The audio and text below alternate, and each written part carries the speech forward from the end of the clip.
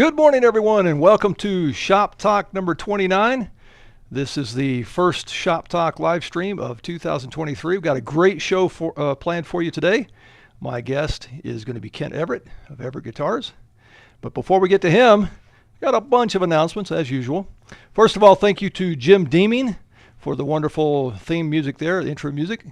Jim's a fantastic finger picker located right here in Berthoud, Colorado. Check out his website, jimsguitar.com.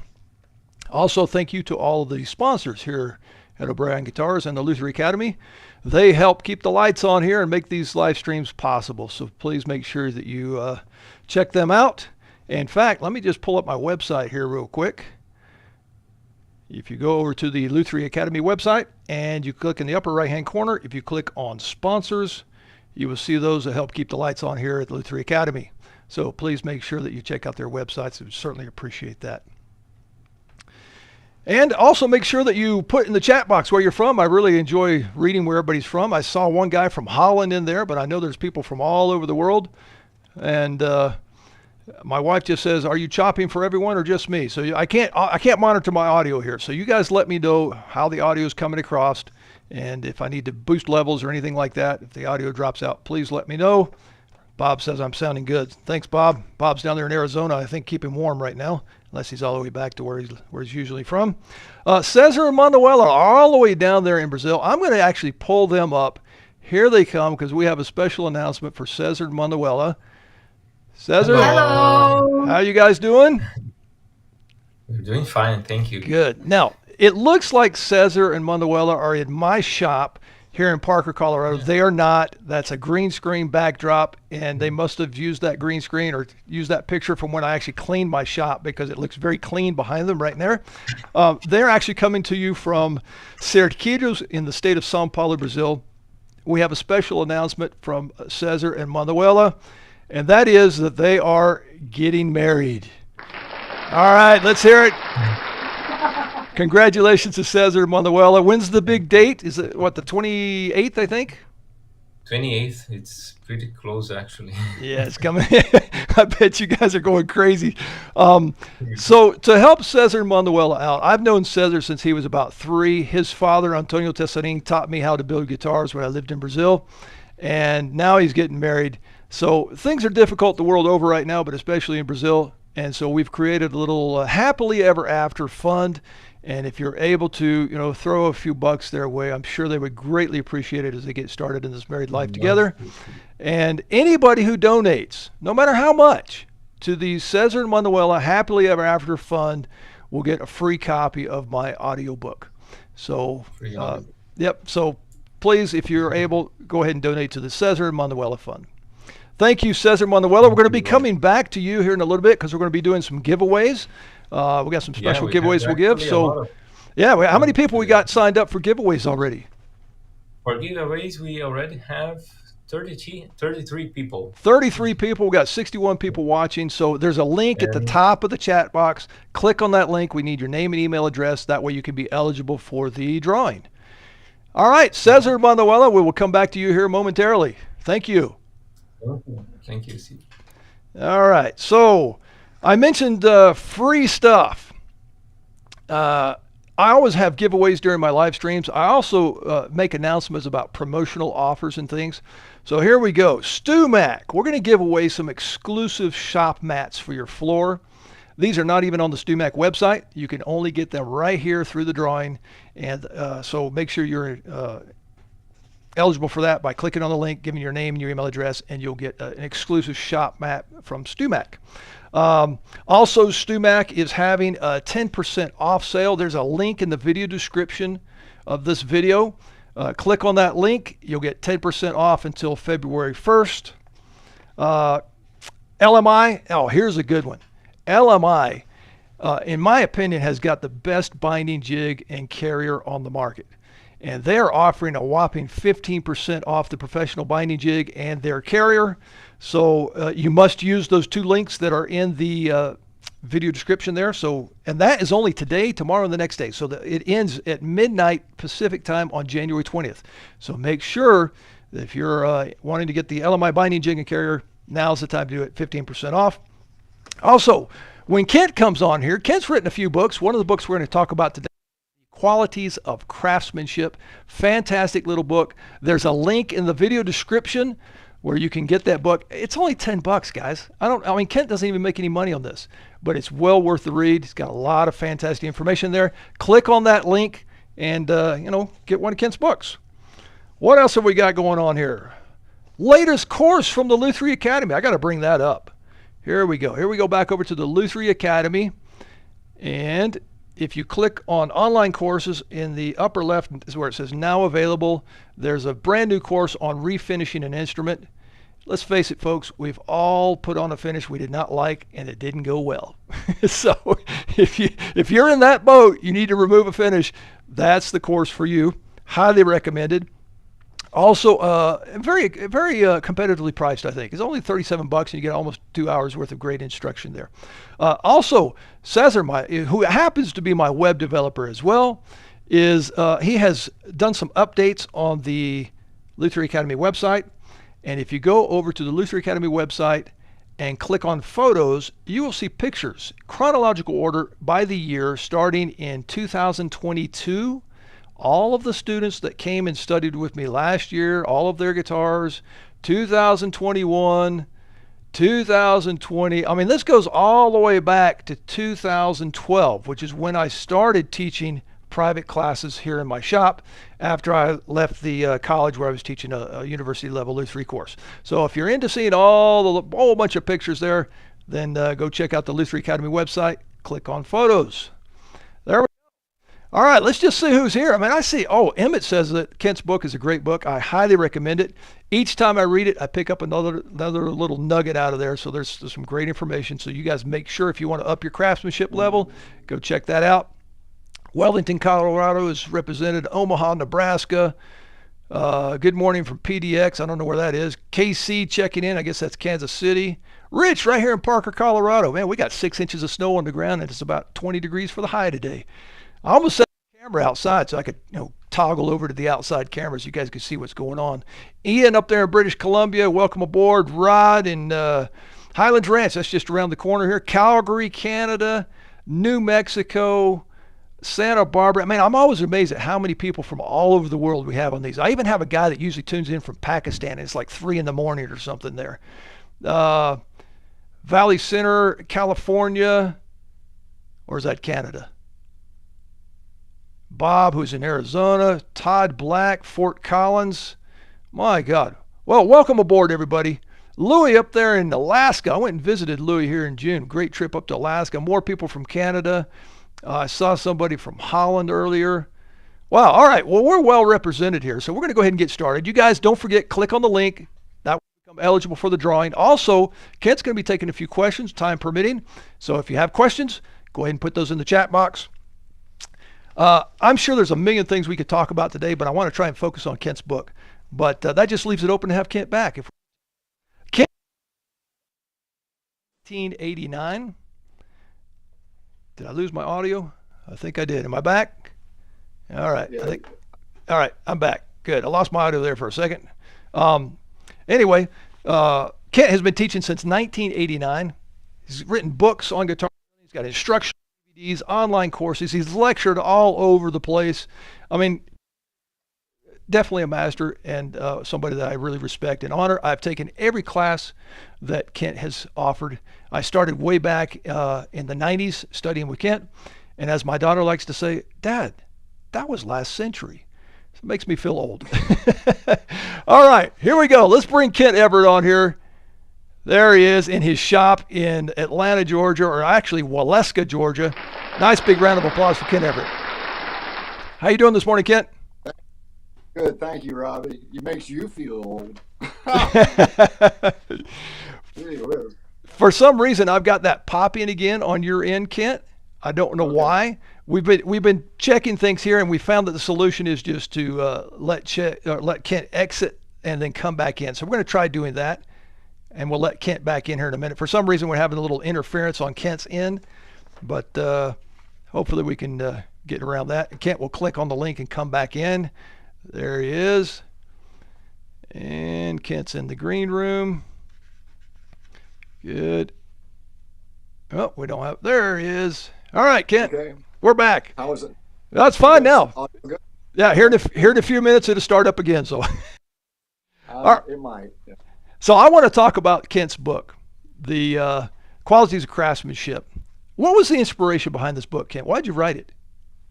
Uh, First of all, thank you for even noticing it. I mean, I really liked this little book and worked on it for a long time. Finally put it in published form in 2014, but I wrote it a decade prior to that, and it came out at the same time. How to Make a Living Doing Something Crazy came out, and no one really picked up on it. So the fact that it's kind of coming back around, it makes me happy because Yeah. I really put a lot of thought into it. And to answer your question, the inspiration came from my students. Um, I see these guys come and throw themselves at building guitars and not really doing a very good job. And it made me think why some people can do it and why some people can't do it. Why some people do good work and why some people can't do good work. I don't think it's a matter of just raw talent. I mean, that certainly plays into it. But part of it is, I think, just systematic, learning some basic techniques that people come to guitar building. If you were a cabinet maker or a furniture builder, well, then your odds of success are way up because you already know how pieces fit together and the roles of components work in making the final product. But if you've never had that kind of experience, you don't really know. So I started putting it together for my students. So that was the inspiration is my students. Okay. Yeah. There's several little funny little anecdotes, that bring it up. Like the one that I use all the time is the tin ashtray in McDonald's. Yep. It's back when they had ashtrays in McDonald's. Back when I used to go to McDonald's to eat, my egg McMuffin in the morning. I was looking at this tin ashtray and thinking, I can make this ashtray, but the amount of effort I would go through to make this little ashtray. I mean, you look at it, it's perfect. All the edges are corrugated perfectly. Little indents are perfect for the cigarette. It's perfect. And they're stamping these things out and throwing them away at the end of the line.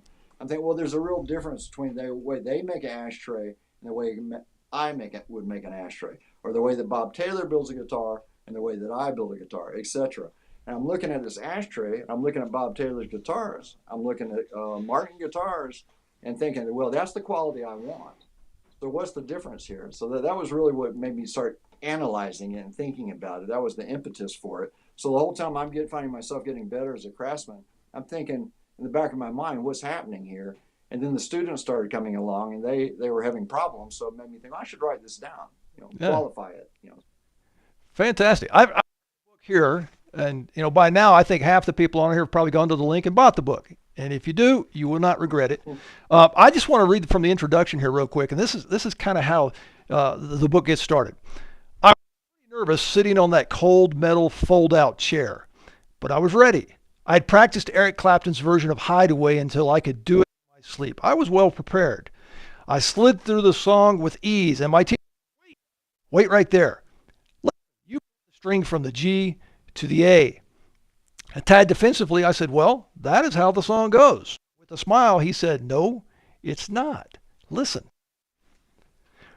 He played back the live. By now I knew every word, I thought.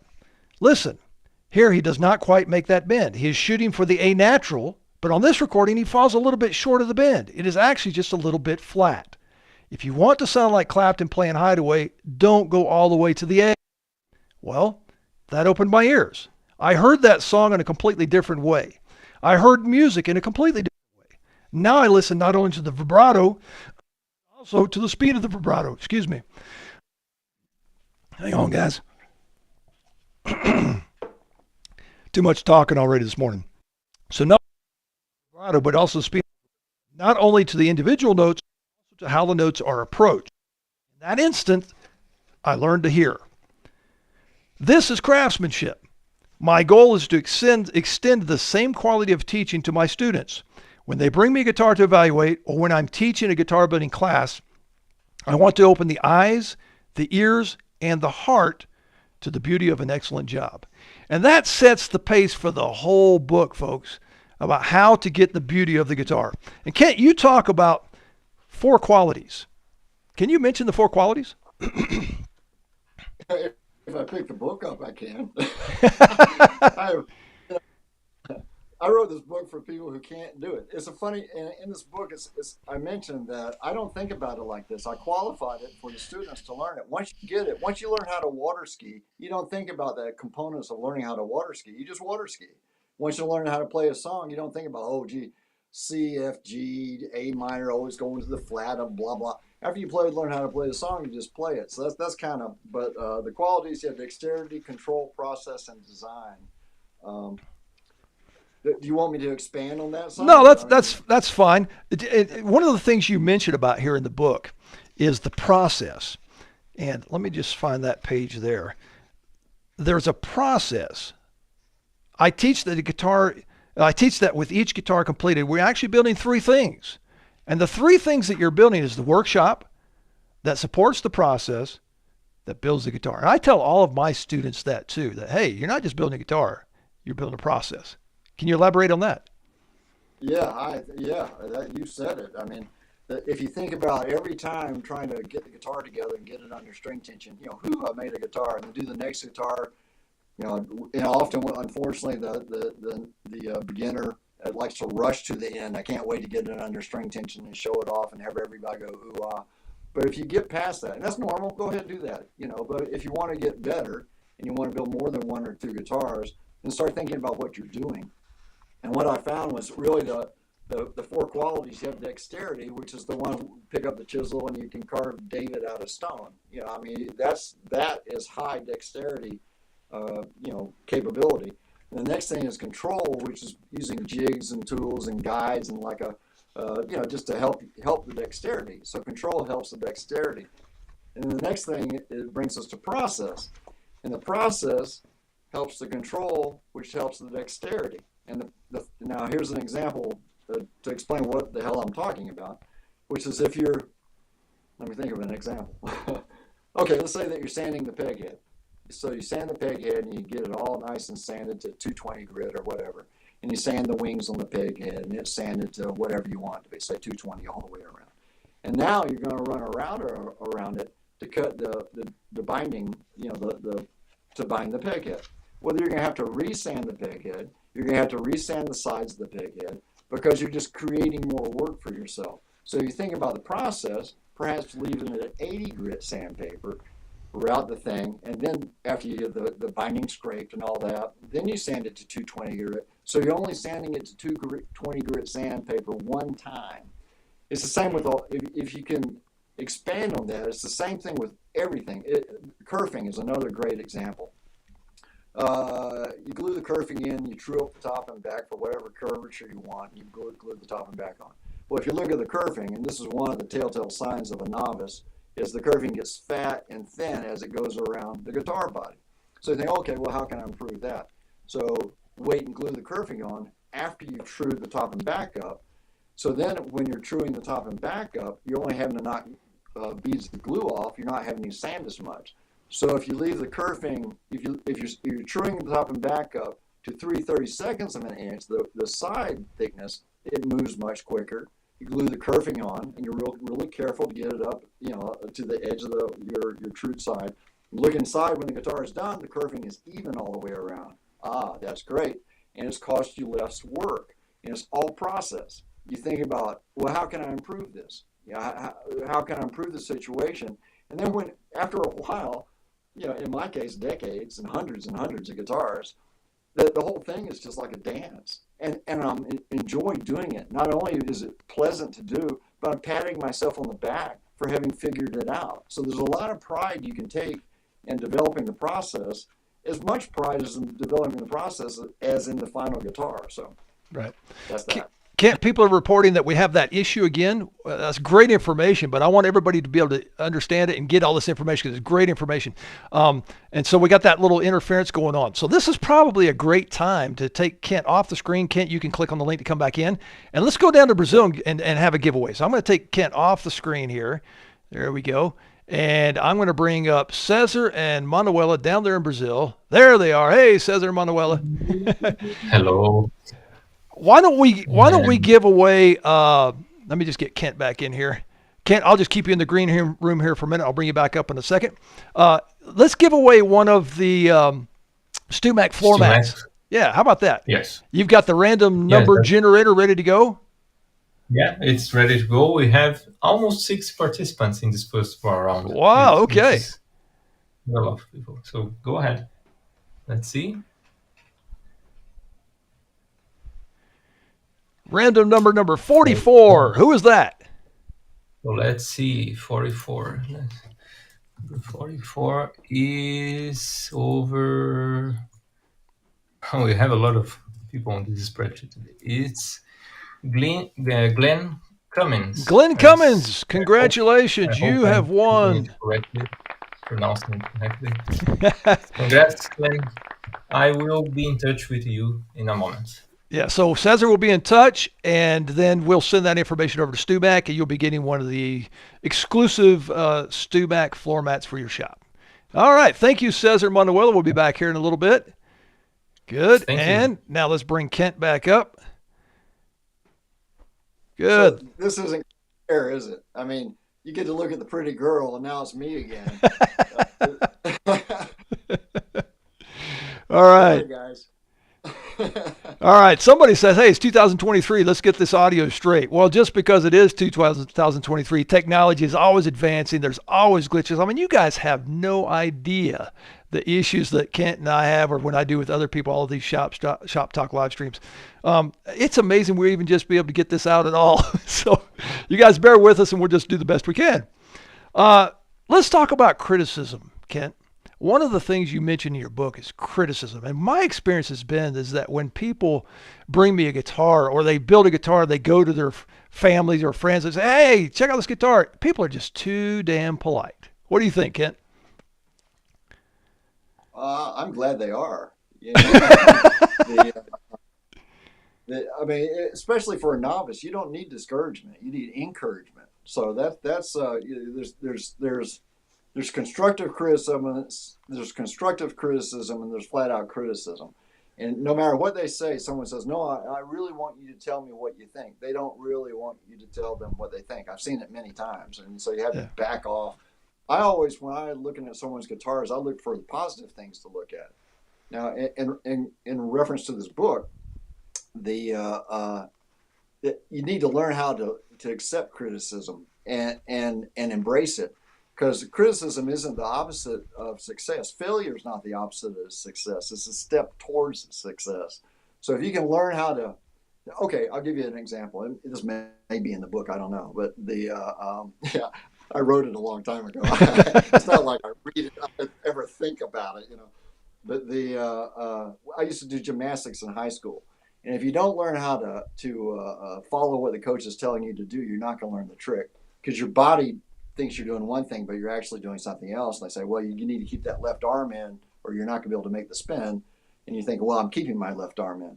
And then you see a video back of yourself and you realize, you know, well, I wasn't keeping my left arm in. You keep the left arm in and you're spinning again. So I hope that's a good analogy. But it taught me criticism is good. It helps me learn how to do the trick. If I pay attention to it and learn from it, I get better. So it can extrapolate out to the guitar building as well.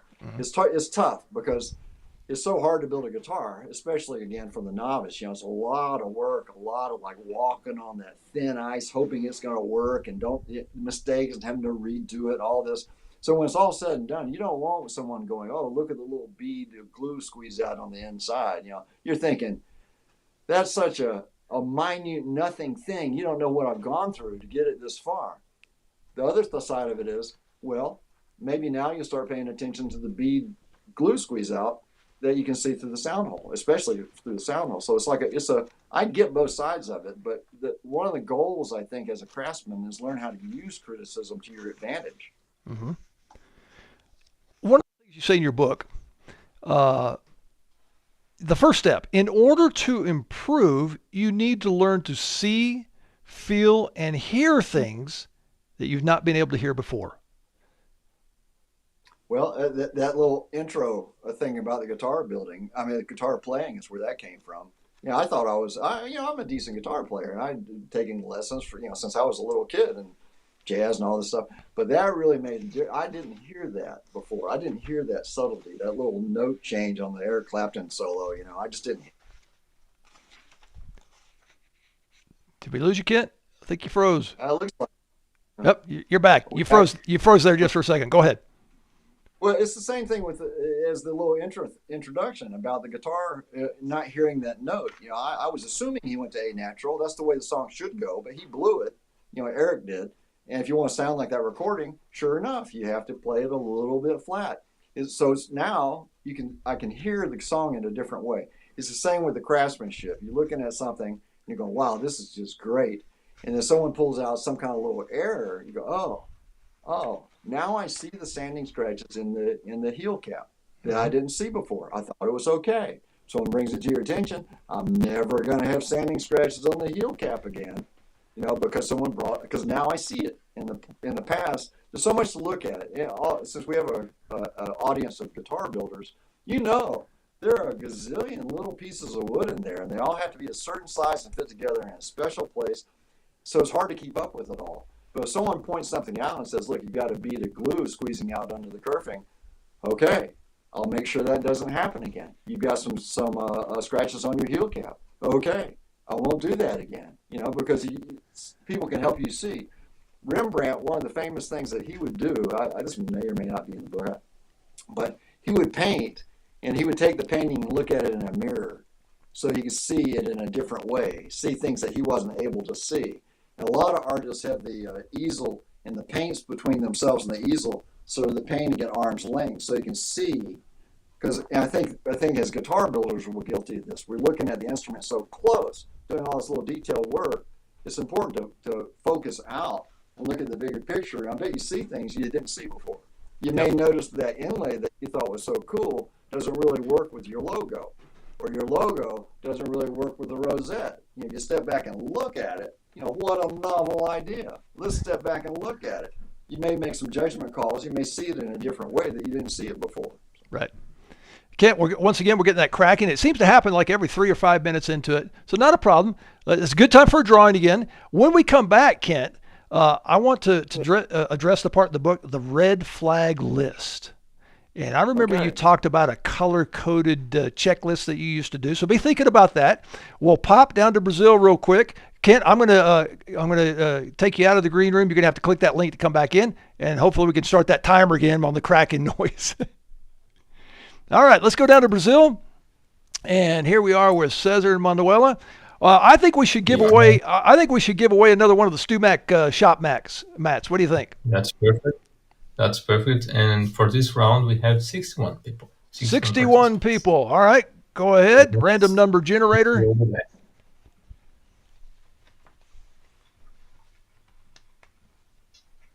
Number 24. 24. Let's see who is 24. 24 is Sam. I think Sam's won something in the past. He must be a lucky guy. I think so. I recognize that name. Yeah, I do too. I think he's won something in the past. We will be in touch with you, Sam. All right. Well, that's good. Now Sam has won the shop mat from StewMac. So Cesar will be in touch. It's not even available on the website. Yes, not even available on the website. So we'll be back in a little bit here, Cesar. And Kent is back with us. Here comes Kent. There he is. Hello. All right. Now we'll start that little timer. I think we got like 3 to 5 minutes before we have to kick you out again. Yeah. Okay. I want to talk the red flag list and that color-coded thing you used to do. Okay. Well, I pulled out the color-coded thing during the break here so I could show it. But okay. The red flag list is again, as an advanced builder, you're looking at young builders work all the time. And there's certain things that you see as you look from the top of the peg head to the bottom that you're looking for. I mean, I'm not looking for it, but you just notice it. And it's something that the novice builder should see. And it's in the book. I'm not going to go through the whole thing. But for example, you want to make sure the tuners are all square on the peg head. So the tuners aren't out of line. You want to make sure there's a nice fit in the nut, that there's no gaps, there's no sharp edges, the nut's done properly. All the way down to looking at the body to make sure the waists are in the same spot, the waists aren't off a little bit, make sure the sides are flat, all this stuff. But I would recommend making your own red flag list and checking the guitar. And if you see something, a problem, address it. Figure out how to get those waists even. and how to make center seam on the end pin strip where you want it to be. These things. So if the neck is like fat and skinny going along, figure out why and fix it. But what I would do, when I was making a lot of guitars, let's see, I had this list at the end, and what it is I was building 4 or 5 guitars a month, and the goal was to get them in a box and on the UPS truck, right? Get them gone, because I had a 2-year wait. I had 30 stores I was supplying, and I was a busy guy. But at the very end, I wanted to stop and check everything. So what it is, let's see if I don't know how this is shaping up, but here's the list of all the stuff on my red flag list. On the one side, it's like peg head. I'd say tuners, nut, the veneers, the neck, the fingerboard inlays, the alignment, the finish, the frets, the body, the shape, the binding, the rosette, the interior, miscellaneous. And I would go through and I would grade it, every guitar. I'm trying to here we go, put it in front of me. There it is. So I would grade every guitar. So here, let me see. It's all backwards. So, so here's a list of my red flag list that I used on every guitar. So what I would do is, I think I built 4 guitars. This was when I was ramping it down and making 4 guitars a month. So what I would do is color code it. If everything went, let's see, I'll do it backwards. If everything went well, it would be green. If I had a problem, let's see, I think there's anyway, if I had I can't do this backwards like this, but if I had a problem, it would be yellow. And if I had a real issue, it would be red. There's a red dot. Let me see where that red dot is. Oh, that guitar was in a car accident. So what you want is all green, right? So you're looking at this and you're seeing that this is mostly green. I'm pretty happy with this. If I see a yellow pop up every now and then, it may have been, some one-off little mistake happened, but I'm aware of it. Now, if I had this, I was looking, and I saw like a yellow line going all the way across, like all 4 or 5 guitars had the same little issue. Well, that's a procedural problem. That's something, that's not just a one-off little oops thing. That's something that I really need to pay attention to. And of course, if it's red. Now, the other beautiful thing of this is someone can call and say, I have a guitar that you built in 1998, number 362. I can look it up. I can see if there were any issues, who the first owner was, and that. Then later, as I progressed, I started making less guitars, building just a few at a time. I changed the deal into more of a drawing, so it's the same. Put it in front of me. So it's the same kind of thing. I just go through the guitar. The idea is sign off on it. Check it out and make sure that everything's the way it should be. And if you have one last opportunity to fix something, do it. And then also you can see that if the same problem keeps reoccurring, well, that you need to stop the parade and figure out what's going on. So it's a great way to implement the typical student mistake or the red flag list, to help you improve. That's the whole goal, right? Is to get better. Exactly. Folks, I don't think you guys realize the amount of experience and information that's come across here. I mean, this is golden, even for me, and I've studied with Kent for a number of years. I mean, just to be able to hear all this all over again is just golden for me. So I hope you guys are finding this useful. One of the things that I learned from Kent is, I remember Kent used to come out to the college I was teaching at here and teach some of my students. And everybody that brought him a guitar would start, he would ask, hey, what about these tuners? They're not symmetrical across the peg head. And there was always an excuse. Oh, well, the drill slipped, or, this and that. And Kent would say, so what? Fix it. Never leave it, right? So it's never good enough. No excuses. And I think you mentioned that in the book here. There's no excuses. Thank you. Yeah, absolutely. I mean, if you want to be better, if you want to get better, fix it. I don't care if the cat jumped on the workbench. I don't care if the glue. No one cares. Your customer doesn't care. You're just letting yourself off the hook. If you had a problem with the cat, don't let the cat back in your studio. If you have a problem with the glue, get fresh glue. I mean, it's not. Come on, we're all adults here. Let's just step up to the plate and do it right. Right.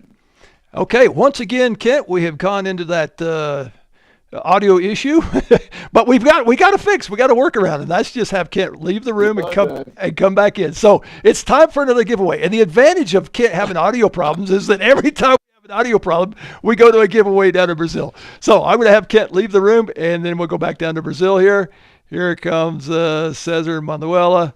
All right, Cesar Manuela, I think we should give away one of Kent's uh, online courses. How about the arm bevel? That's a great course that we filmed. That's a great. I think Kent and I filmed that way back in 2015, if I'm not mistaken. That's a great course. Let's give away access to the Kent Everett arm bevel course. Okay, that's perfect. So for this round, 61 people. 61 people. Go ahead. And 22. Number 22. Who's number 22? So 22 is, let's see, over here is Rick. Rick. All right, Rick. I Congratulations. don't have the Rick last or name, but I do Rich? have the email. Maybe it's Rich, right? Yeah. Okay. I have his email, so I'll be in touch soon to All give right. you access to this. Congratulations, Rich. You have won Kent Everett's arm bevel course. I'm going to come back to me, and we're going to bring Kent back in because I'm sure that timer's running before we start having audio glitches again. Hey, welcome. This is the deal with Colorado, rural North Georgia and Brazil. Yeah. Imagine it's, And I'm just doing this sitting in my basement shop. I mean, the technology and even to be able to do this is pretty amazing. What I want to talk about now is failure.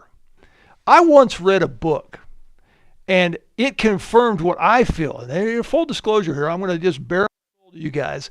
Sometimes I wake up and I think, my God, I could do anything. Man, everything's going so great. I could conquer the world.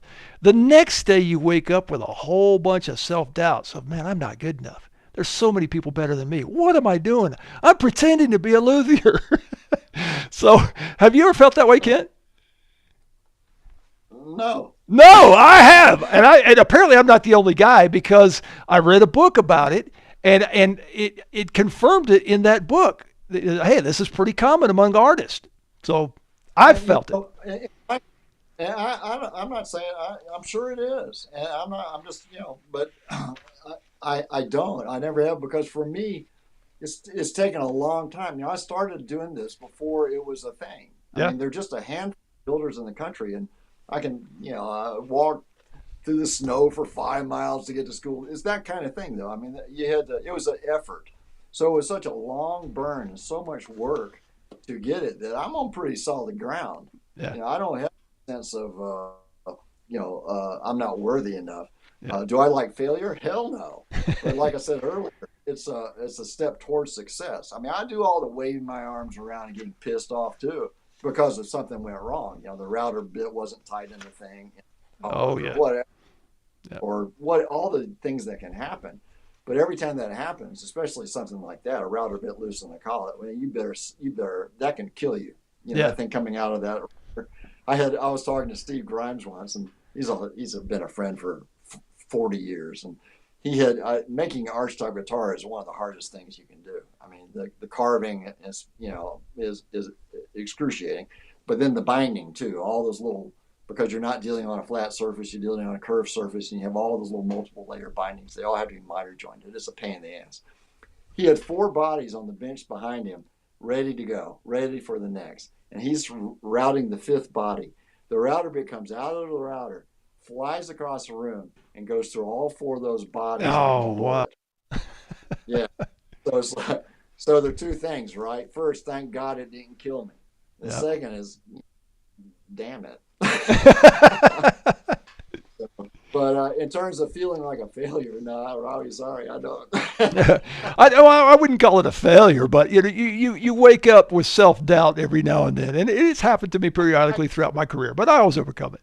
Yeah, I'll say this. I say that playing the guitar, I feel like that sometimes. I feel like the guitar is big. I have famous friends that I talk to on the phone, and when I pick up the guitar, I feel like it's as big as this house.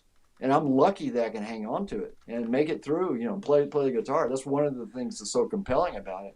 And I mentioned that, like, one of my friends is Russell Malone. We talk on the phone periodically. I'll say something like that to Russell, and he does what I just did to you. He just laughs at me. Yeah. No, I don't know how to play. That's funny. So it just depends on what platform you're on. My platform in the shop, I'm on pretty solid ground. Yeah. So. Yeah. Okay. Another topic I want to touch on from the book here. Kent calls it in the book TSM, typical student mistakes. Now, Kent, he was teaching before I started teaching, and he's taught a lot of students, including myself. And over the last 20 years, I've also taught a lot of students. So I can verify all of these that he mentions in the book. Typical student mistakes. You want to talk about some of those typical mistakes there, Kent? I'll get the book and see what they are. I've got them here in front of me if you want them. Number one. Number one. Yeah, go ahead. Let me back up. Just because you wake up and sometimes feel like you don't have a handle on it doesn't mean that you don't have a handle on it. And Robbie is a great example of that. It's just not my MO. So just the fact that I don't feel that way doesn't mean that it's inappropriate to feel that way or that you're not getting a handle on it. I'm just saying this is just for, just the way I am. So it's not, don't take it personal if you're one of the people that are feeling a little wobbly and sometimes have self-doubt. I think that's probably healthy, because you want to do a good job and you don't want to hurt yourself. So, yeah. Kent, why don't you hold that thought just a minute there? We're starting to have the audio glitch again. So that's a wonderful time to slip down to Brazil again and give something away. I tell you what, we're going to go bankrupt from this live stream because we keep giving stuff away. Let me go down to Brazil. There we go. Kent, I'll take you out of the room. You click on the link. What should we give away, Cesar? Yeah. So how about one of Kent's fretting courses? We have the other online course from Kent, which is fretting. Okay. And for these rounds, we have 65 participants. 65. We have a busy drawing today. Okay. So let's do it. All right. Here's our random number generator by the beautiful Manuela. And 39. Let's see who's 39. We have over here John Catches. I do recognize this name. Yeah. Congratulations, John. On our previous drawing, but congrats, John. We will be in touch soon. John, you have one of Kent Everett's fretting courses available at the Luthier Academy. And Cesar will be in touch. Thank you very much, Cesar. As soon as the audio starts up again with the misbehaving, we'll be back down to see you. Thank you. Thank you, Robbie. All right. Kent's back. Let's bring him back up here. There he is. Hey, Kent. We were going to talk about the typical student mistakes. Well, this gave me a chance to look over the typical student mistakes. I don't want to go through it all because it's in the book and the book's cheap, but there's certain things that people do all the time, the beginner does, and that is they overbuild it. One of the things that I think, this is just my 2 cents, so you come to me for my 2 cents, and that is people build these jigs that look like works of art. I mean, I've even seen people do a gloss finish on their jig. And my take on it is make the jig out of particle board and drywall screws, and you're not married to it. Because after you've used that jig half a dozen times, you're going to see 5 ways to improve it. So after you've improved it to the point where you're going to be using the same jig over and over again, then it's the time to start bringing out the threaded inserts and the nuts and that. But I'm telling you, if you put all this work into making some special jig, and you see a way to improve it, you're not going to want to improve it, because you put so much time in making the jig. Remember, the jig is your tool. So on the CNC routers, they call the board that the router's on, I think that's called a spoil board. Is that right, Robbie? I don't remember. Something.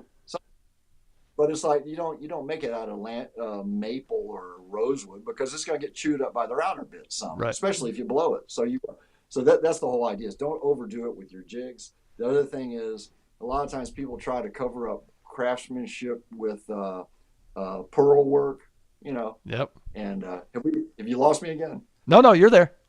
Loud and clear. They try to cover it up. They try to cover up poor craftsmanship with stuff: arm bevel, sound port, pearl work, all this stuff. You're not hiding it. You're putting lipstick on a pig, but exactly. You're not. You don't think you're getting away with anything. Let's see, just this kind of thing. There are a whole little handful of these things I see, over and over again. The other thing is, I'll get back to it. Right. I'm working on something. Think, okay, well, I've got these other things I have to do, and the thing sits on your shelf in your shop covered in dust for years. There's a certain head of steam that gets built up when you're building a guitar, And I understand life comes along, jobs change, kids have problems, things come along to derail you. But work at not having that happen Right. because it's often hard to get back to it. The other thing too is along those same lines is uh, do like a mediocre job to get it put together, and then I'm going to come back and sand and get it clean later. See what I'm saying? It's like I really want to get this neck together, so I'm going to go ahead and glue the fingerboard on, and then shape the neck, and then I'm going to fit the neck to the body. I'm going to come back and sand it later. It's best to do it clean along the way. That's been my experience. It's like coming back to it. Your mind has already left the particular project you're working on, so try to do clean components the whole way along, not thinking that you can build the whole thing, then come back and clean it up later. That it tends not to work very well like that. It's best to try to do the best you can the whole time. That's another one of my little sayings that I'm sure you know, Robbie. Oh yeah. Is quality is not you turn on and off. You either do a good job or you don't do a good job. Right. It's not like I can do real shitty now, and then when it comes time, I'll step up to the plate and do a good job. Well, that you're not in shape. You're not ready to do a good job. I learned this when I was in Port Townsend, Washington. There was a while where I was trying to make a go of it out there. That's where I first met Steve Grimes when he was in Port Townsend, and I was in awe of this guy's work. It's just, and to this day, he's one of my favorite builders. And when I was walking around the town, there are a lot of boat builders. I go into the boat building shops and introduce myself. They were, not particularly friendly, but they would let me stay in there and look around for a minute, before they ushered me out. So I'm looking at, even when they're hammering together a little ladder to put on the side of the boat to go up and down, it's not a hammered together little ladder. All the rungs are countersunk in the rails, and they're like dowels. Everything in there is well done.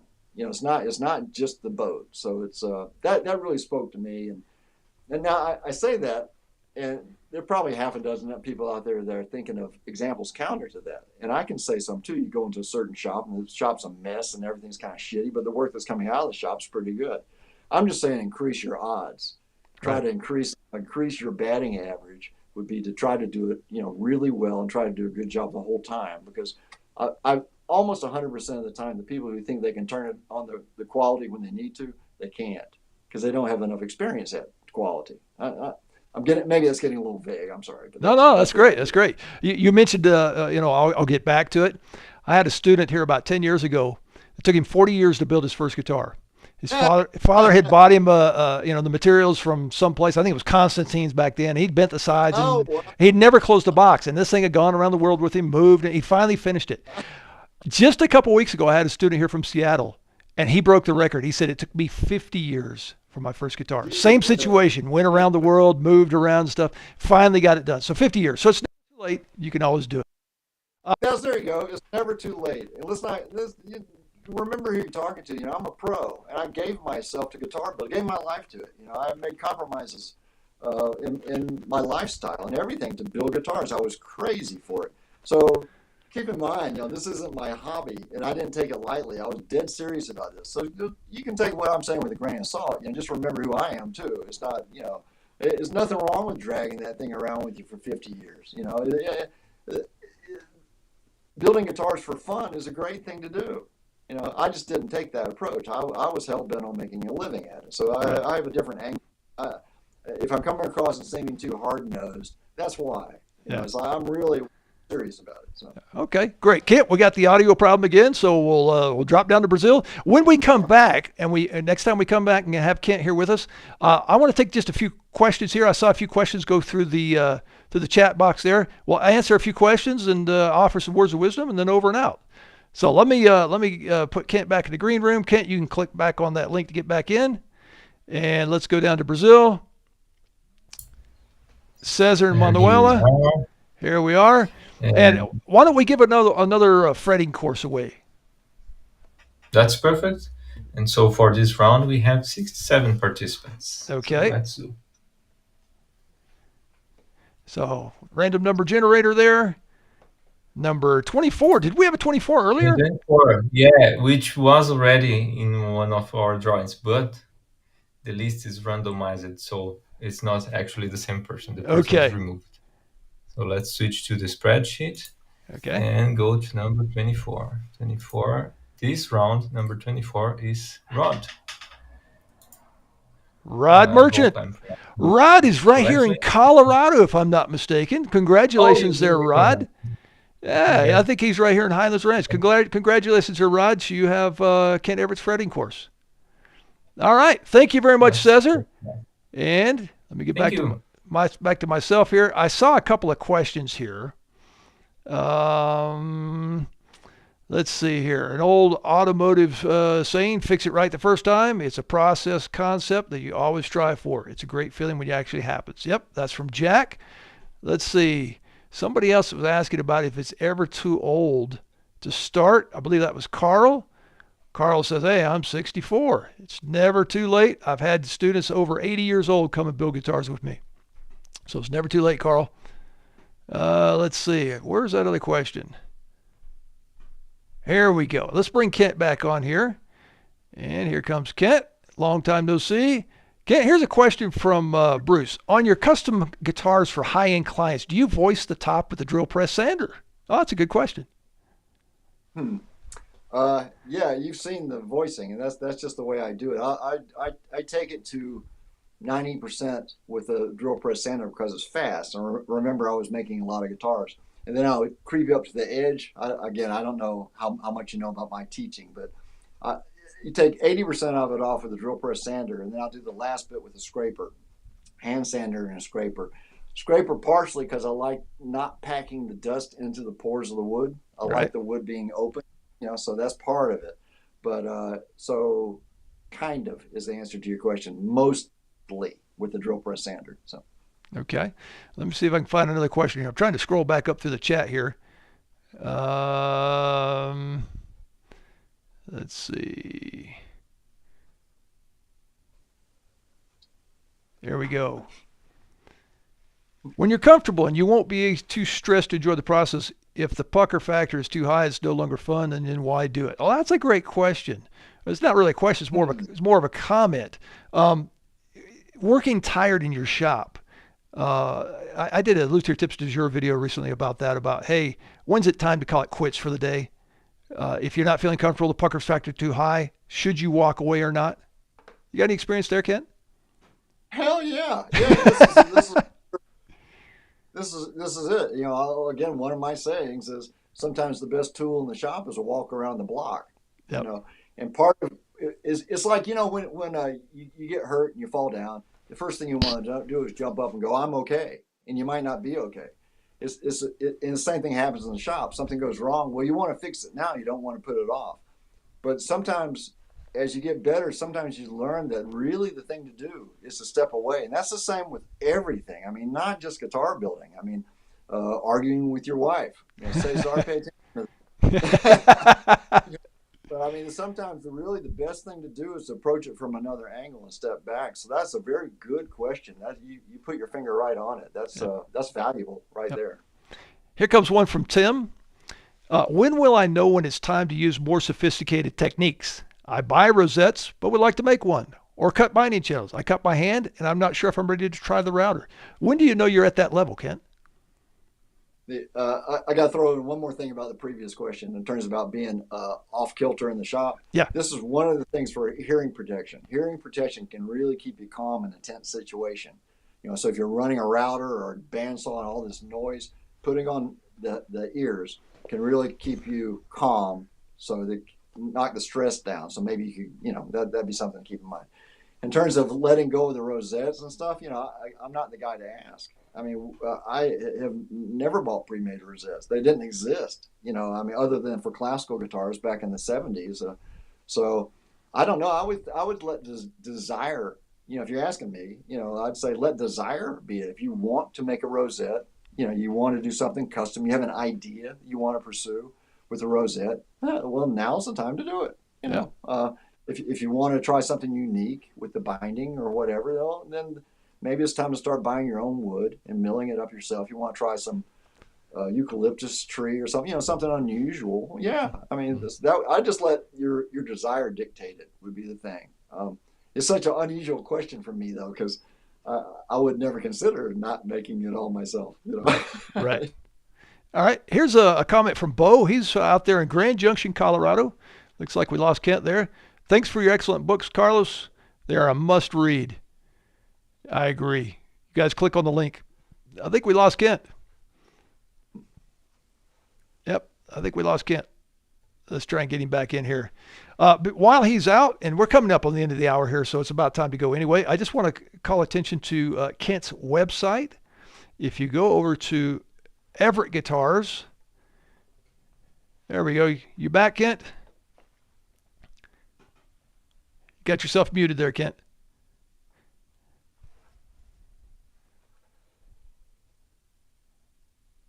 Let's see. There we go. All right, got you back. All right. Yeah, what I was doing is just showing your website here real quick. You guys take a trip over to everettguitars.com. You'll see some very interesting guitars. A lot. One of the things that I really like is this link here called Final Four. Final Four is the final 4 guitars that Kent has built in his careers. He named them spring, summer, fall, and winter. Kent, where'd you get your inspiration for those? Honestly, first of all, thank you, Bo. I appreciate the props there. You know, Bo also makes very nice guitars, and it's nice of him to say that. Thank you. So, Yep. The inspiration. Okay, I'm going to tell however many people here are the truth. The truth is, I had to quit building guitars. I ended up with this inner ear disease that made time in the shop really unpleasant. And so that's a whole nother story. It left me completely deaf in one ear with some other issues that I don't want to talk about. But it was time to stop. But I'm looking at all the wood in my shop and thinking, well, I can sell the wood and make a few $100s, or I can make it guitars out of them and I'll get a few $1,000s. So that was the inspiration. Great. But on the other side, in terms of the spring, fall, summer, winter, it's the views off the front of our porch. They're just beautiful. I love the view from where we're living, and it's the 4 seasons. It's the usual thing, the passing of time, and I hate to say goodbye to my career, but it seemed like a nice motif to use, and building these final guitars. So that was where that came from. Their inspiration for building the Final Four was financial, but I really went crazy with them. They're very artistic. I've got winter right here. There are pictures of it on the website, but one thing that doesn't show up well on the website and gives me an opportunity now to show people, the 45 dots represent the 45 years, but you can look at the website of all that. There's a little hole in the cutaway here. That's not a black line. That's actually a sound port. So there's a little sound port in the cutaway. Then let's see, in the cutaway area. So that's something all you guys can copy. Step away area in the cutaway, but then also I have the regular sound port too, with a plug-in. But this is all for me because of my hearing problem. I did this there's a whole reason behind it for why I did, but that's why. Let me also say about the website, it's costing me money to keep the website up. And I'm keeping it up through the end of this year, primarily so people can look at it for inspiration. So it's sort of a public service thing. I don't know if I'm going to keep it up through 2024. I doubt it. So take advantage of all the pictures, all the galleries, pictures. This is a fraction of the work that I have done, but there's some pretty stuff there, and it may get some ideas. Yeah. Also on the website, as long as we're here, let me get back up here to for sale. There. Oh yeah. There is what do you call it? A giggly? G-clay print. G-clay. It's the high-end art. Yes, my wife is a spectacular artist. She did these paintings, and a G-clay print is really expensive. And the only reason I can do these this cheaply is because I have a friend who does it. I printed out about 15 of these for people who have been important to me during my career. Robbie, you're one of them. I have. I gave them away. I sent them out to people, and word got out. Am I still around? Yes, you are. Yeah, go ahead. So word got out about it, and I thought, well, gee, I didn't think everybody would want one. So I made them a little smaller so they could be more affordable, and I'm selling them at my cost. So if you want one, I want you to have one, and I'll sign it for you and all. But anyway, that's what that is. That's how that showed up. I had not intended to give, to have them go out to a lot of people, but turns out people want them. So, and I'm flattered that they do, and I'm happy for you to have one. So, yeah, if you want one, I'm doing one last batch of these things. This is not ongoing. I'm going to do one more run of these in April because I don't know if I could put out my friend who's doing these for me this cheaply. Usually G-Clay prints are, hundreds of dollars each. So this is quite a deal, in this world. So yep. So there you are on the website, everettguitars.com. Click on for sale, and you can get one of those. There you go. Well, thank you. Yep. I appreciate that. All right, and we have one more question here for Kent from Matt. Since retirement, hey, Matt. There has to be a new interest you spend time thinking about. What is that? Well, hey, Matt. We don't use the R word around here. So, but I think of it as refocusing. And I'm not saying I'm not coming back to guitars one day. I just need a real break. And as I learn how to navigate my new world with this ear thing, I may come back. I have a few ideas I'm thinking about already in terms of musical instruments. But right now, my focus is on classic cars, which is I've done my whole life too, but it's always been in the hobby frame.